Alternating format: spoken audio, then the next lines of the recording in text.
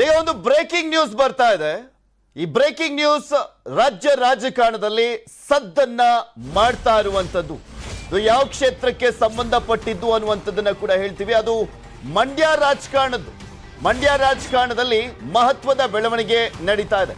ಮಂಡ್ಯ ಗೆಲ್ಲಕ್ಕೆ ಬಿಜೆಪಿಯಲ್ಲಿ mega plan ಮಾಡಲಾಗ್ತಾ ಇದೆ. ಮತ್ತೆ ಸ್ವಾಭಿಮಾನದ ಅಸ್ತ್ರ ಪ್ರಯೋಗ ಮಾಡುವಂಥದ್ದು ಫಿಕ್ಸ್ ಅಂತ ಹೇಳಲಾಗ್ತಾ ಇದೆ. ಆದರೆ ಪದೇ ಪದೇ ಸ್ವಾಭಿಮಾನದ ಅಸ್ತ್ರ ವರ್ಕೌಟ್ ಆಗೋದಿಲ್ಲ. ಅದನ್ನು ಯಾವ ರೀತಿಯಾಗಿ ಪ್ರಯೋಗ ಮಾಡ್ತಾರೆ ನೋಡಬೇಕು. ಬಿಜೆಪಿಯಿಂದ ಸುಮಲತಾ ಸ್ಪರ್ಧೆ ಫಿಕ್ಸ್ ಅಂತ ಹೇಳಲಾಗ್ತಾ ಇರುವಂಥದ್ದು. ನಿನ್ನೆ ರಾತ್ರಿ ಸುಮಲತಾ ಜೊತೆ ಹೈಕಮಾಂಡ್ ನಾಯಕರು ಮೀಟಿಂಗ್ ಮಾಡಿದ್ದಾರೆ. ನ್ಯೂಸ್ 18ಗೆ ಎಕ್ಸ್ಕ್ಲೂಸಿವ್ ಆದಂತ ಮಾಹಿತಿ ಸಿಗ್ತಾ ಇದೆ. ನಿನ್ನೆ ರಾತ್ರಿ 10:15ರಿಂದ 10:45ರವರೆಗೆ ಸಭೆಯನ್ನ ಮಾಡಲಾಗಿದೆ. ಅಂದ್ರೆ ಅರ್ಧ ಗಂಟೆಗಳ ಕಾಲ ಫೋನ್ ಮೂಲಕ BL ಸಂತೋಷ್ ಮತ್ತೆ ಅಮಿತ್ ಶಾ ಅವರು ಮಾತುಕತೆಯನ್ನ ಮಾಡಿದ್ದಾರೆ.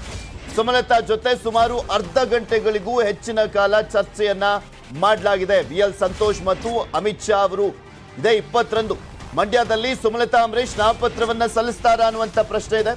ಏಪ್ರಿಲ್ 20ರ ಮಧ್ಯಾಹ್ನ 2:45ಕ್ಕೆ ನಾಮಪತ್ರ ಸಲ್ಲಿಕೆಗೆ ಮುಹೂರ್ತವನ್ನ ಕೂಡ ಫಿಕ್ಸ್ ಮಾಡಲಾಗಿದೆಯಂತೆ. ಅವತ್ತೇ ಲಾಸ್ಟ್ ನಾಮಪತ್ರ ಸಲ್ಲಿಕೆಗೆ ಕಡೆ ದಿನ. ಅದು ಏಪ್ರಿಲ್ 20ನೇ ತಾರೀಕು ಅನ್ನುವಂಥದ್ದು. ಕಡೆ ದಿನನೇ ತಮ್ಮ ನಾಮಪತ್ರವನ್ನ ಸಲ್ಲಿಸುವಂತ ಸಾಧ್ಯತೆ ಇದೆ. ನ್ಯೂಸ್ 18ಗೆ ಎಕ್ಸ್ಕ್ಲೂಸಿವ್ ಆದಂತ ಮಾಹಿತಿ ಲಭ್ಯವಾಗ್ತಾ ಇದೆ. ಮಂಡ್ಯದ ಬ್ಯಾಂಕ್ ಆಫ್ ಬರೋಡಾದಲ್ಲಿ ಅಕೌಂಟ್ ಓಪನ್ ಆಗಿದೆ. ಆಸ್ತಿ ಲೆಕ್ಕವನ್ನ ತೋರಿಸಲಿಕ್ಕೆ ಬ್ಯಾಂಕ್ ಆಫ್ ಬರೋಡಾದಲ್ಲಿ ಅಕೌಂಟ್ ಓಪನ್ ಮಾಡಲಾಗಿದೆ. ನ್ಯೂಸ್ 18ಗೆ ಎಕ್ಸ್ಕ್ಲೂಸಿವ್ ಆದಂತ ಮಾಹಿತಿ ಲಭ್ಯವಾಗ್ತಾ ಇದೆ. ಸುಮಲತಾ ಅಂಬರೀಶ್ ಅಟ್ ಪ್ರೆಸೆಂಟ್ ಈಗ ಮಂಡ್ಯದ ಸಂಸದೆ. ಬಿಜೆಪಿಗೆ ಬೆಂಬಲವನ್ನ ಕೂಡ ಕೊಟ್ಟಿದ್ದಾರೆ. ಅವರು ಸ್ಪರ್ಧೆ ಮಾಡುವಂತ ಎಲ್ಲಾ ಸಾಧ್ಯತೆಗಳು ಈಗ ಕಂಡು ಬರ್ತಾ ಇದೆ. ಹೈಕಮಾಂಡ್ ನಾಯಕರ ಜೊತೆ ಅವರು ಚರ್ಚೆಯನ್ನ ಮಾಡಿದ್ದಾರೆ. ಬಿಜೆಪಿ ಹಳೆ ಮೈಸೂರು ಭಾಗದಲ್ಲಿ ಗೆಲ್ಲುವಂತ ನಿಟ್ಟಿನಲ್ಲಿ ಸಾಕಷ್ಟು ತಯಾರಿಯನ್ನ ಮಾಡಿಕೊಂಡಿರುವಂತದ್ದು. ಅದರ ಭಾಗವಾಗಿ ಈಗ ಸುಮಲತಾ ಅಂಬರೀಶ್ ಅವರು ಮಂಡ್ಯದಿಂದ ಸ್ಪರ್ಧೆ ಮಾಡ್ತಾರಾ ಅನ್ನುವಂಥದ್ದನ್ನ ಕಾದು ನೋಡಬೇಕಾಗಿದೆ. ಅಂದ್ರೆ ಅವರು ಬಿಜೆಪಿಗೆ ಬೆಂಬಲ ಕೊಡುವಂತ ಸಂದರ್ಭದಲ್ಲಿ ಒಂದು ಮಾತು ಹೇಳಿದ್ರು, ನಾನು ಸಂಸದಳಾಗೇ ಇರ್ತೀನಿ. ಅಕಸ್ಮಾತ್ ಹೈಕಮಾಂಡ್ ಏನಾದ್ರು ನೀವು MLAಗೆ ನಿಂತ್ಕೊಳ್ಬೇಕು, ವಿಧಾನಸಭಾ ಚುನಾವಣೆಗೆ ನಿಂತ್ಕೊಳ್ಬೇಕು ಅಂತ ಹೇಳಿದ್ರೆ ಆ ಸಂದರ್ಭದಲ್ಲಿ ಚಿಂತನೆ ಮಾಡ್ತೀನಿ. ಯಾಕೆಂದ್ರೆ ಅವರ ಒಂದು ಅಂದ್ರೆ ಕಿವಿ ಮಾತನ್ನ ಅಥವಾ ಅವರು ಹೇಳುವಂತ ಕೊಡುವಂತ ಸಲಹೆಯನ್ನ ಸಾರಾಸಗಟಾಗಿ ತಳ್ಳಿಕ್ಕೆ ಆಗೋದಿಲ್ಲ. ಆ ಸಂದರ್ಭದಲ್ಲಿ ಯೋಚನೆ ಮಾಡ್ತೀನಿ ಅಂತ ಹೇಳಿದ್ರು. ಸೊ ಹೀಗಾಗಿ ಸುಮಲತಾ ಅಂಬರೀಶ್ ಅವರು ಮಂಡ್ಯದಿಂದ ಸ್ಪರ್ಧೆ ಮಾಡ್ತಾರಾ ಅನ್ನುವಂತ ಪ್ರಶ್ನೆಗೆ ಉತ್ತರ ಸಿಗಬೇಕಾಗಿದೆ. ಬಿಕಾಸ್ ಹೈಕಮಾಂಡ್ ನಾಯಕರ ಜೊತೆ ಅವರು ಚರ್ಚೆಯನ್ನ ಮಾಡಿರುವಂತದ್ದು. ಸುಮಾರು 30 ನಿಮಿಷಗಳ ಕಾಲ ಸುಮಲತಾ ಅಂಬರೀಶ್ ಅವರು ಚರ್ಚೆಯನ್ನ ಮಾಡಿದ್ದಾರೆ. ಇದು ಅಮಿತ್ ಶಾ ಮತ್ತು BL ಸಂತೋಷ್. ಅಮಿತ್ ಶಾ ಅವರು ಕೇಂದ್ರ ಗೃಹ ಸಚಿವರು, ಇನ್ನ BL ಸಂತೋಷ್ ರಾಷ್ಟ್ರೀಯ ಬಿಜೆಪಿಯ ಸಂಘಟನಾ ಕಾರ್ಯದರ್ಶಿ. ಇವ್ರ ಜೊತೆ ಚರ್ಚೆಯನ್ನ ಮಾಡಲಾಗಿದೆ. ಆಕ್ಚುಲಿ ಅವರನ್ನ ಮಂಡ್ಯದಲ್ಲಿ ನಿಲ್ಲಿಸಬೇಕು ಅನ್ನುವಂತ ಒಂದು ಲೆಕ್ಕಾಚಾರ ಇತ್ತು. ಯಾಕೆಂದ್ರೆ ಮಂಡ್ಯ ಭಾಗದಲ್ಲಿ ಹೆಚ್ಚಿನ ಸ್ಥಾನವನ್ನ ಗೆಲ್ಲಬೇಕು ಅಂದ್ರೆ ಸುಮಲತಾ ಅಂಬರೀಶ್ ಅಂತವರ ಅವಶ್ಯಕತೆ ತುಂಬಾ ಇತ್ತು ಬಿಜೆಪಿಗೆ. ಯಾಕೆಂದ್ರೆ ಬಿಜೆಪಿಗೆ ಅಲ್ಲಿ ಹೇಳ್ಕೊಳ್ಳುವಂತ ವಾತಾವರಣ ಏನಿಲ್ಲ. ಬಿಜೆಪಿಯ ಒಂದು ಸ್ಥಾನಮಾನ ಅಷ್ಟಕ್ಕಷ್ಟೇ ಮಂಡ್ಯ ಭಾಗದಲ್ಲಿ. ಸೊ ಈಗ ಸುಮಲತಾ ಅಂಬರೀಶ್ ಅವರನ್ನ ನಿಲ್ಲಿಸಿದಂತ ಸಂದರ್ಭದಲ್ಲಿ ಮಂಡ್ಯ ವಿಧಾನಸಭಾ ಕ್ಷೇತ್ರ ಮಾತ್ರ ಅಲ್ಲ, ಆ 7 ವಿಧಾನಸಭಾ ಕ್ಷೇತ್ರಗಳ ಮೇಲೂ ಕೂಡ ಬಿಜೆಪಿ ಅಭ್ಯರ್ಥಿಗಳಿಗೆ ಅದು ವರದಾನವಾಗುತ್ತೆ ಅನ್ನುವಂಥ ಲೆಕ್ಕಾಚಾರದಲ್ಲಿ ಬಿಜೆಪಿ ಇದೆ. ಅಂಬರೀಶ್ ಅವರ ಅಭಿಮಾನಿಗಳು ಬಿಜೆಪಿ ಪರವಾಗಿ ನಿಂತ್ಕೊಳ್ತಾರೆ ಅನ್ನುವಂಥ ಒಂದು ಲೆಕ್ಕಾಚಾರವನ್ನ ಬಿಜೆಪಿ ಹಾಕೊಂಡಿದೆ. ಇದೆಲ್ಲದ್ರ ಬಗ್ಗೆ ಮತ್ತಷ್ಟು ಮಾಹಿತಿಯನ್ನ ಕೊಡ್ತಾರೆ ನಮ್ಮ ಪ್ರತಿನಿಧಿ ಸುನಿಲ್. ನಮ್ಮ ಜೊತೆ ನೇರ ಸಂಪರ್ಕದಲ್ಲಿ ಜಾಯಿನ್ ಆಗ್ತಾ ಇದ್ದಾರೆ. ಸುನಿಲ್, ಒಂದು ಎಕ್ಸ್ಕ್ಲೂಸಿವ್ ಆದಂತ ಮಾಹಿತಿ ಲಭ್ಯವಾಗ್ತಾ ಇರುವಂತದ್ದು, ಅದು ಸುಮಲತಾ ಅಂಬರೀಶ್ ಅವರೇ ಬಿಜೆಪಿ ಅಭ್ಯರ್ಥಿ ಆಗ್ತಾರೆ ಮಂಡ್ಯ ವಿಧಾನಸಭಾ ಕ್ಷೇತ್ರದಿಂದ ಅಂತ. ಯಾವ ರೀತಿಯಾಗಿ ತಯಾರಿ ನಡೆದಿದೆ, ಏನೆಲ್ಲ ಚರ್ಚೆ ಆಗ್ತಾ ಇದೆ ಮಂಡ್ಯದಲ್ಲಿ?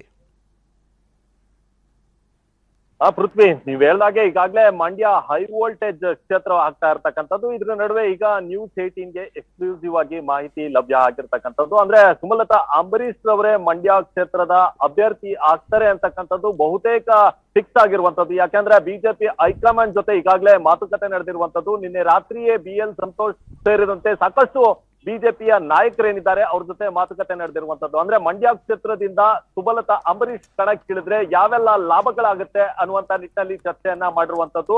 ಇದರ ಜೊತೆಗೆ ಏನು ಕುಮಾರಸ್ವಾಮಿ ಮಂಡ್ಯ ಕ್ಷೇತ್ರದ ಅಭ್ಯರ್ಥಿ ಆಗ್ತಾರೆ ಅನ್ನುವಂತ ಚರ್ಚೆಗಳು ಕೂಡ ನಡೀತಾ ಇತ್ತು. ಒಂದ್ ವೇಳೆ ಏನಾದ್ರೂ ಕುಮಾರಸ್ವಾಮಿ ಮಂಡ್ಯ ಕ್ಷೇತ್ರದ ಅಭ್ಯರ್ಥಿ ಆದ್ರೆ ಅವರ ವಿರುದ್ಧವಾಗಿ ಸುಮಲತಾ ಅವರ ಸ್ಪರ್ಧೆ ಖಚಿತ ಅಂತ ಈ ಹಿಂದಿನಿಂದಲೂ ಕೂಡ ಹೇಳ್ಕೊಂಡ್ ಬರ್ಲಾಗ್ತಾ ಇತ್ತು. ಅದೇ ರೀತಿ ಎಲ್ಲವೂ ಕೂಡ ನಡೀತಾ ಇರ್ತಕ್ಕಂಥದ್ದು. ಅದೇ ನಿಟ್ಟಿನಲ್ಲಿ ಇವತ್ತು ಮಂಡ್ಯದ ಅಶೋಕ ನಗರದಲ್ಲಿ ಇರ್ತಕ್ಕಂಥ ಬ್ಯಾಂಕ್ ಆಫ್ ಬರೋಡಾದಲ್ಲಿ ಈಗಾಗಲೇ ಸುಮಲತಾ ಅವರ ಖಾತೆ ಕೂಡ ತೆರೆದಿರುವಂತದ್ದು. ಇದ್ರ ಜೊತೆಗೆ ಏನು ನಿನ್ನೆಯಿಂದಲೂ ಕೂಡ ಕುಮಾರಸ್ವಾಮಿ ಅವರು ಕೂಡ ಮಂಡ್ಯದಲ್ಲಿ ಅಕೌಂಟ್ ಅನ್ನ ತೆರೆದಿದ್ದಾರೆ ಅನ್ನುವಂತ ಮಾತುಗಳು ಕೇಳಿ ಬರ್ತಾ ಇತ್ತು. ಅದರ ಬೆನ್ನಲ್ಲೇ ಇವೆಲ್ಲ ಬೆಳವಣಿಗೆಗಳು ನಡೀತಾ ಇರುವಂತದ್ದು.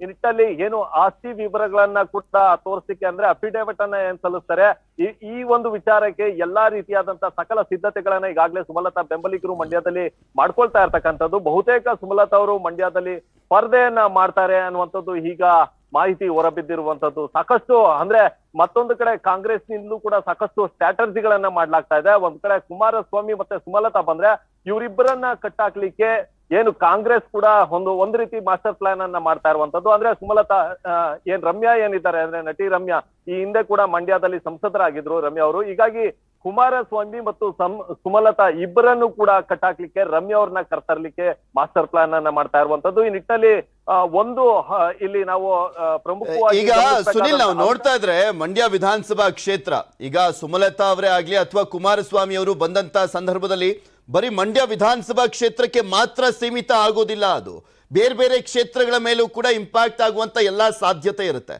ಯಾವ ರೀತಿಯಾದಂತ ಪರಿಣಾಮ ಬೀರ್ಬೋದು ಅಂತ?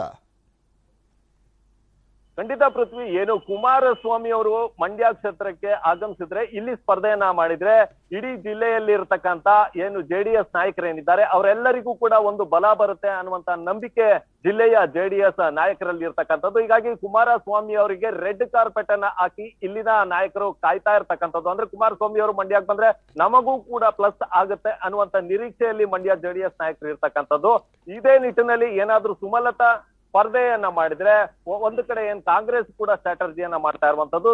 ರಮ್ಯಾ ಬಂದ್ರೆ ಕೈಪಾಳ್ಯದಲ್ಲೂ ಕೂಡ ಶಕ್ತಿ ಹೆಚ್ಚಾಗುತ್ತೆ ಅನ್ನುವಂತ ನಂಬಿಕೆ ಅವರಲ್ಲಿ ಇರ್ತಕ್ಕಂಥದ್ದು. ಹೀಗಾಗಿ ರಮ್ಯಾ ಅವರನ್ನ ಕಣಕ್ಕಿಳಿಸ್ಬೇಕು ಅನ್ನುವಂತ ಒಂದು ಪ್ಲಾನ್ ಅನ್ನ ಅವರು ಕೂಡ ಮಾಡ್ಕೊಳ್ತಾ ಇರ್ತಕ್ಕಂಥದ್ದು. ಮತ್ತೊಂದು ಕಡೆ ಬಿಜೆಪಿ ಕೂಡ ಸಾಕಷ್ಟು ಸ್ಟ್ರಾಟಜಿಗಳನ್ನ ಮಾಡ್ತಾ ಇರುವಂತದ್ದು.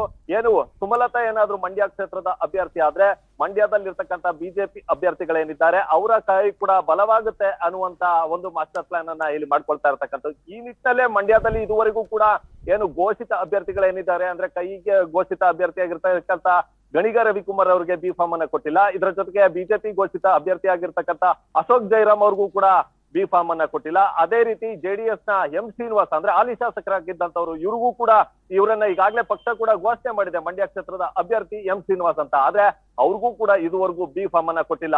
ಇಲ್ಲಿ ಪಕ್ಷಗಳು ಯಾರು ಅಭ್ಯರ್ಥಿ ಆಗ್ತಾರೆ ಅಂತಕ್ಕಂಥದ್ನ ಕಾದು ನೋಡುವ ತಂತ್ರವನ್ನ ಮಾಡ್ತಾ ಇರ್ತಕ್ಕಂಥದ್ದು. ಮತ್ತೊಂದು ಕಡೆ ಬಹುತೇಕ 99% ಕುಮಾರಸ್ವಾಮಿ ಮಂಡ್ಯ ಕ್ಷೇತ್ರದಿಂದ ಸ್ಪರ್ಧೆಯನ್ನ ಮಾಡ್ತಾರೆ ಅನ್ನುವಂತ ಮಾತುಗಳು ಕೇಳಿ ಬರ್ತಾ ಇರ್ತಕ್ಕಂಥದ್ದು. ಜೊತೆಗೆ ಸಕಲ ತಯಾರಿಯನ್ನ JDS ವಲಯದಲ್ಲಿ ಮಾಡ್ಕೊಳ್ತಾ ಇರ್ತಕ್ಕಂಥದ್ದು. ಈಗಾಗಲೇ ಕುಮಾರಸ್ವಾಮಿ ಅವರ ಖಾತೆಯನ್ನ ತೆರೆಯುವಂತ ಕೆಲಸ ಮಂಡ್ಯದಲ್ಲಿ ಆಗಿರುವಂತದ್ದು.